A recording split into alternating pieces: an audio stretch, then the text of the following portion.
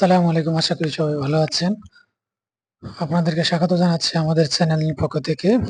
আমরা এখানে income tax বিষয়ক নানান বিষয় নিয়ে আ ভিডিও উপস্থাপন করব, লেকচার উপস্থাপন করব এবং আইসিটি রিলেটেড অন্যান্য বিষয় নিয়ে ভিডিও উপস্থাপন করব। স্বাস্থ্য বিষয়ক বা আরো অন্যান্য জনকল্যাণমূলক বিষয় নিয়েও ভিডিও উপস্থাপন করব। তো যাই হোক, আজকের ভিডিও টপিক নিয়ে আমরা বলছি যে ২ থেকে ৩ টি গুরুত্বপূর্ণ বিষয় নিয়ে আলোচনা করব যে অনলাইনে আয়কর রিটার্ন বাধ্যতামূলক করা হয়েছে সকল শ্রেণী পেশার ব্যক্তি করদাতাদের এবং জিরো জিরো রিটার্ন নামে যে একটা মিথ্যা প্রপাগান্ডা আমাদের সোশ্যাল মিডিয়াতে ছড়িয়ে পড়েছে, এটা নিয়ে এনবিআর কি বলেছে। তো প্রথমে আমরা চলে যাই যে ১১ই অগাস্ট এবার অনলাইনে আয়কর রিটার্ন সাবমিট করা শুরু হয়েছে ৪ঠা অগাস্ট বা অগাস্টের ৪ তারিখ।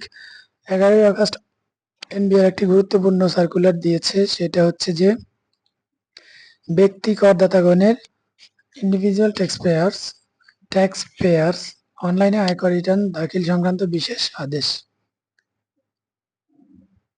আয়কর আইন ২০২৩ ধারা ৩২৮ উপধারা ৪ প্রদত্ত ক্ষমতা বলে জাতীয় রাজস্ব বোর্ড এই আদেশ দ্বারা ৪ঠা আগস্ট ২০২৫ খ্রিস্টাব্দ তারিখ হইতে ২০২৫ থেকে ২০২৫-২৬ কর বর্ষের জন্য নিম্নোক্ত ক্ষেত্র ব্যতীত সকল স্বাভাবিক ব্যক্তি করদাতার অনলাইনে আয়কর রিটার্ন দাখিল বাধ্যতামূলক করিল। তাহলে নিম্নোক্ত ক্ষেত্র কয়টি কি কি? ৬৫ বছর বা তদূর্ধ্ব বয়সের প্রবীণ করদাতা, শারীরিকভাবে অসমর্থ বিশেষ চাহিদা সম্পন্ন করদাতা, বিদেশে অবস্থানরত বাংলাদেশি করদাতা, মৃত করদাতার পক্ষে আইনগত প্রতিনিধি, বাংলাদেশে কর্মরত বিদেশি নাগরিকগণ। আর এই ৫ শ্রেণীর লোকেরা চাইলে যদি তারা ইচ্ছা পোষণ করে তাহলে তারাও অনলাইনে আয়কর রিটার্ন সাবমিট করতে পারবে। এছাড়া এই রিটার্ন সিস্টেমে নিবন্ধন সংক্রান্ত সমস্যার কারণে উপরে উল্লিখিত করদাতাগণ ব্যতীত অন্য যে কোনো স্বাভাবিক ব্যক্তি করদাতা অনলাইনে আয়কর রিটার্ন দাখিলে সমর্থ না হইলে ৩১শে অক্টোবর ২০২৫ খ্রিস্টাব্দ তারিখের মধ্যে, অবশ্যই এই জিনিসটা গুরুত্বপূর্ণ, ৩১শে অক্টোবর ২০২৫ খ্রিস্টাব্দ তারিখের মধ্যে সংশ্লিষ্ট উপ কর কমিশনারের নিকট, মানে হচ্ছে আপনার আমার যে ট্যাক্স সার্কেল বা জোট, ওখানকার যে ডেপুটি কর কমিশনার আছেন ওনার নিকট সুনির্দিষ্ট যৌক্তিকতা সহ আবেদন করলে সংশ্লিষ্ট অতিরিক্ত বা যুগ্ম কর কমিশনারের অনুমোদন ক্রমে উক্ত করদাতা পেপার রিটার্ন দাখিল করিতে পারিবেন। এই যে মোহাম্মদ আব্দুর রহমান খান, চেয়ারম্যান, জাতীয় রাজস্ব বোর্ড। তাহলে আমরা এখান থেকে স্পষ্ট হলাম যে ২০২৪-২৫ অর্থ বছরের আয়কর রিটার্ন অর্থাৎ ২০২৫-২৬ কর বর্ষের আয়কর রিটার্ন অবশ্যই স্বাভাবিক ব্যক্তি করদাতা যারা চাকরি এবং ব্যবসায়ী হলো একক মালিকানা ব্যক্তি প্রতিষ্ঠান, সবাইকে অনলাইনে আয়কর রিটার্ন দাখিল বাধ্যতামূলক ভাবে করতে হবে। শুধু এই ৫ শ্রেণীর করদাতাগণ ব্যতীত। তো তাহলে যে যাই বলুক, অনেকে আবার এই বিষয়টা নিয়ে বলবে যে না, অনলাইনে আয়কর রিটার্ন সাবমিট না করলে হবে, হাতে হাতে করুন, অফিসে গিয়ে করুন। এসব কথায় কান দেওয়া যাবে না। যদি কেউ প্রমাণ চান তাহলে এই যে www.etaxnbr.gov.bd এটাতে, এনবিআর ওয়েবসাইট, এইটুক nbr.gov.bd এই ওয়েবসাইটে গিয়ে আপনারা এই প্রজ্ঞাপনটি পাবেন। সেখানে গেলে এটা ডাউনলোড করতে পারবেন। তো এটা আমাদের মন গড়া কোনো কথা না, সরকারি আদেশ। এই যে পত্র নম্বর সহ আমরা এখানে দেখিয়ে দিলাম।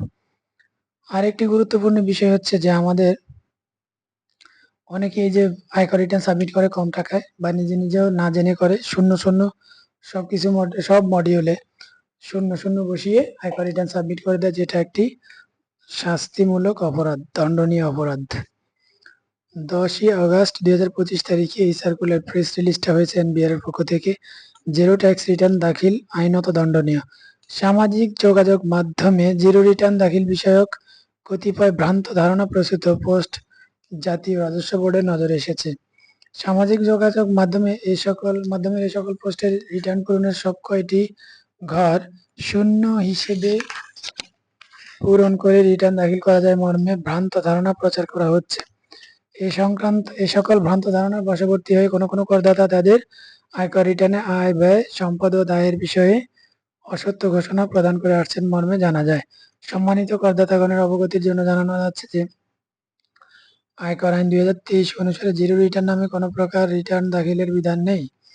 আয়কর আইন অনুসারে একজন করদাতাকে তাঁর প্রকৃত আয়, ব্যয়, সম্পদ ও দায় অবশ্যই সঠিকভাবে আয়কর রিটার্নে প্রদর্শন করতে হবে। করদাতার প্রকৃত আয়, আচ্ছা যাই হোক আমরা শেষ করে দিচ্ছি এখানে। যদি কেউ এরকম সঠিক তথ্য না দিয়ে শূন্য শূন্য দিয়ে থাকে তাহলে ২০২৩ আয়কর আইন ২০২৩ এর ধারা ৩১২ ও ১৩ অনুসারে করদাতাকে ৫ বছর পর্যন্ত কারাদণ্ড প্রদানের বিধান রয়েছে। তাহলে অবশ্যই আমরা সতর্ক থাকবো যে আমরা কারো প্রতারণার ফাঁদে পড়বো না।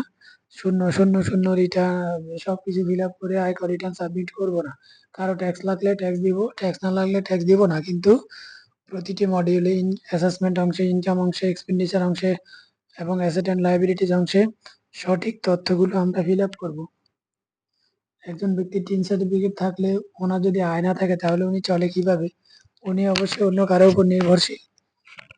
সেই নির্ভরশীলতার তথ্যগুলো ওনাকে উপস্থাপন করতে হবে, কিন্তু কোনোভাবেই সবকিছু শূন্য শূন্য শূন্য দেওয়া যাবে না।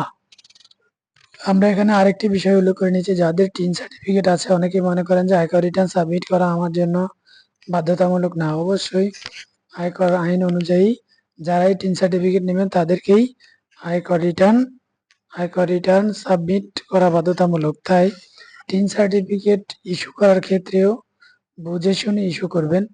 আর যা একটা সহজ বিষয় হচ্ছে যে যারাই চাকরি করেন বা যাদেরই কোনো সোর্স থেকে ইনকাম আসে, যাদের কোনো অ্যাসেট আছে, তারা অবশ্যই তাদের আয়কর বিবরণী উপস্থাপন করবেন।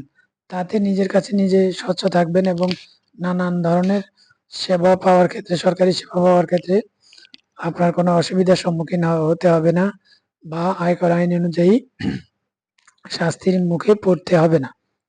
তো শূন্য শূন্য রিটার্ন যারা সাবমিট করে দেখুন কিভাবে করে, দেখাচ্ছি আমি। এই হলো আমরা ইনকাম মডিউলে আছি। এখানে ধরুন আপনার একটা লোক বিজনেস থেকে ইনকাম করছে, রেগুলার বিজনেস। এখানে বিজনেসের নাম দিল, বিজনেস নেম দিল, অ্যাড্রেস দিল। এই যে সেলস অ্যান্ড টার্ন ওভার, এখানে শূন্য বসিয়ে দেয়। গ্রস প্রফিটের এখানে শূন্য বসিয়ে দেয়। জেনারেল অ্যাডমিনিস্ট্রেশন খরচ এখানে শূন্য বসিয়ে দেয়। চাকরির ক্ষেত্রে হলে এই যে চাকরির আপনার বেসিক নানান ধরনের। আচ্ছা আমরা এখানে অ্যাসেসমেন্টে গিয়ে আরেকটা ঘর নিয়ে আসি। ইনকাম ফ্রম এমপ্লয়মেন্টে কি আসে,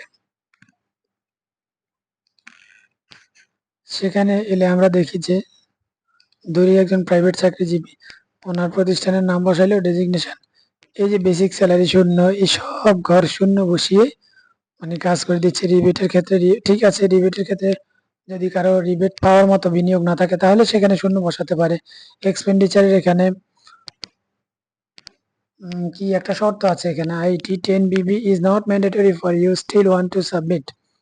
হ্যাঁ, ইয়েস অর নো। 50 লাখ টাকার উপরে সম্পদ থাকলে এটা ফিল আপ করা বাধ্যতামূলক, না হলে বাধ্যতামূলক না, তারপর করলে ভালো।